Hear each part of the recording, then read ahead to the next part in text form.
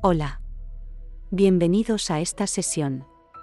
Ahora que ya sabemos qué es la desinformación y qué son las fake news, hablaremos de los diferentes tipos de desinformación que hay. El primer tipo de desinformación del que vamos a hablar son los bulos. Los bulos son invenciones totales. No hay nada de cierto en ellos porque no están basados en hechos reales, aunque a veces utilizan datos o nombres conocidos para parecer creíbles. ¿Cuál es el objetivo que tienen los bulos? Muy sencillo, pretenden provocar emociones fuertes y casi siempre negativas. Por ejemplo, expandir el miedo o el enfado con algo. No es extraño que de vez en cuando haya bulos con las pensiones. Esos bulos pueden ir desde que van a quitar las pensiones hasta, como sucedió hace poco, que van a eliminar el IRPF. En el primer caso, lo que provoca el bulo es miedo a que nos supriman la pensión. En el segundo, se genera una ilusión que, cuando vemos que esa noticia no se concreta, genera enfado y decepción. En los dos casos, emociones fuertes y negativas, como hemos dicho. Hay medios de comunicación fiables, como Televisión Española, que tienen herramientas para que, si tenemos dudas, contactemos con ellos y verifiquen si una noticia es una noticia o es un bulo. Aquí tienes un ejemplo, precisamente sobre las pensiones. Los bulos suelen tener titulares exagerados o alarmistas, no permiten acceder a fuentes ni enlaces a medios oficiales y nos invitan a que los compartamos rápido antes de que la noticia sea eliminada. Cuidado con ellos. El segundo tipo de desinformación del que vamos a hablar son los rumores. Los rumores surgen por malentendidos, deseos o suposiciones. Se transmite de boca en boca, por mensajes reenviados, y muchas veces empieza con «me han dicho que», o un «se comenta que». Fíjate que hay cuentas de Twitter que directamente se llaman así, rumores. Si te gusta el fútbol, ya sabrás que el verano es una época de rumores. Se dice que tal jugador va a fichar por un equipo y termina en otro. Estas noticias equivocadas no tienen por qué ser siempre errores deliberados, pero es cierto que los límites entre los bulos y los rumores a veces son muy finos. El último tipo de desinformación del que vamos a hablar son las descontextualizaciones. Seguro que has escuchado esa frase de «siempre hace el mismo calor en verano». Ese «siempre» es una afirmación absoluta, pero muy matizable.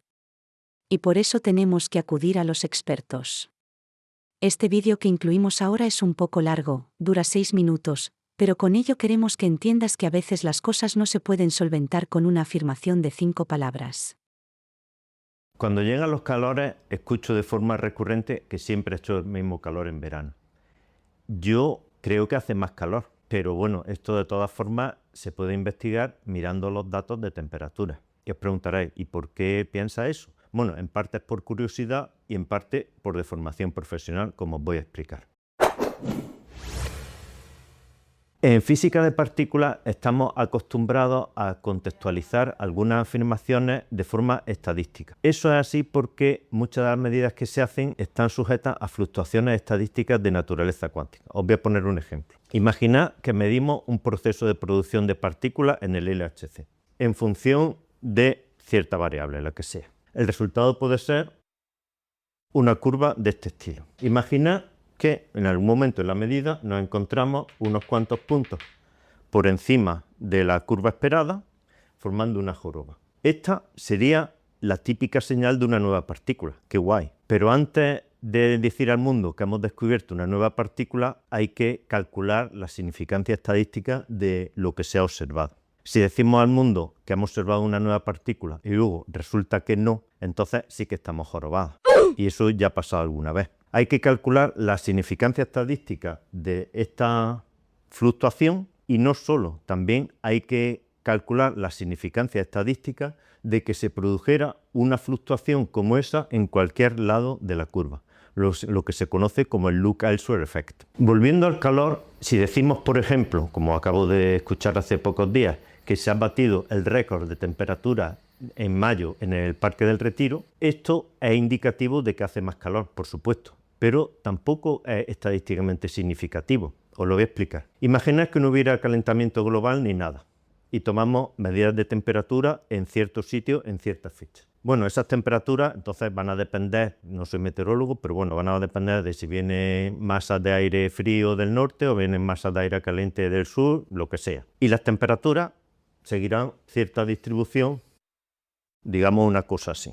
Entonces, incluso si no hay calentamiento global y vamos tomando medidas un año tras otro, en algún momento la medida caerá por la derecha y batiremos el récord previo. Por eso es lo que quiero decir con que tomar un dato concreto no es estadísticamente significativo y quiero abordar el problema de una forma diferente.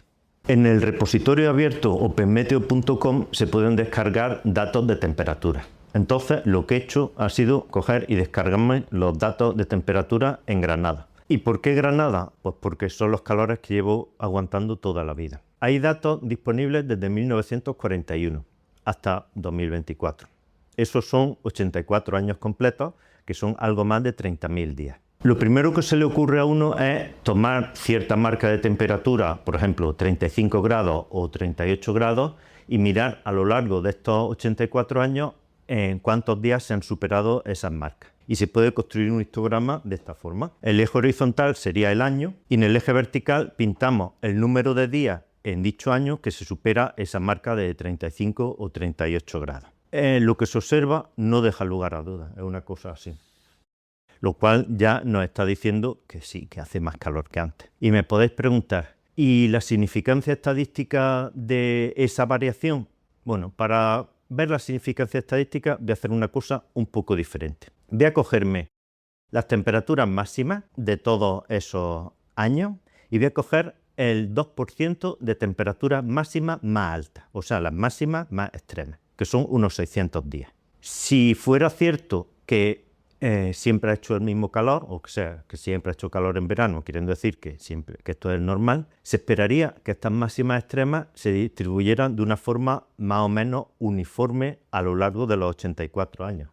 Así, más o menos constante, con fluctuaciones una vez más para arriba, otra vez más para abajo, etc. Pero eso no es tampoco lo que se observa. Lo que se observa es una cosa otra vez de este estilo, con un incremento enorme en los últimos años y muchísimas más temperaturas extremas en la última década. ¿Y la significancia estadística? Bueno, la compatibilidad de los datos observados con la hipótesis de que siempre ha hecho el mismo calor se puede obtener haciendo el test de Kolmogorov-Smirnov a dos conjuntos de datos. Uno, el conjunto de datos reales de temperaturas máximas. Dos, un conjunto de pseudodatos que se pueden generar con la hipótesis de que siempre ha hecho el mismo calor. Spoiler, sale prácticamente cero, 10 elevado a menos un número bastante gordo, queriendo decir que la compatibilidad de la hipótesis de que siempre ha hecho el mismo calor con los datos observados es prácticamente cero. Otro comentario que a veces se oye es que la temperatura solo ha subido 1 grado en 100 años. ¿Pensáis que esa subida de temperatura media de 1 grado en 100 años explica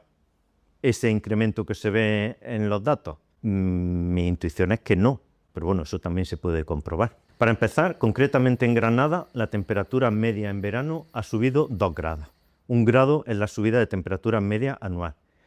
¿Creéis que 2 grados de media más desde 1940 hasta el año pasado explica este incremento? Pues tampoco.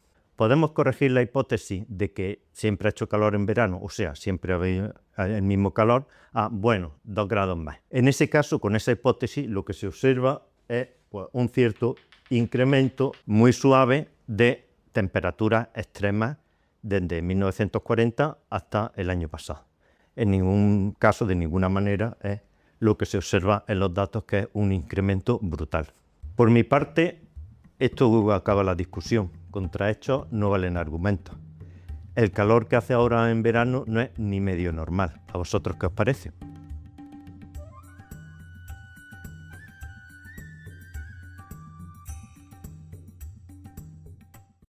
Interesante, ¿verdad? Por resumir este vídeo, podemos encontrarnos la desinformación en forma de bulo, de rumor y de descontextualización. En los próximos vídeos profundizaremos en todo ello.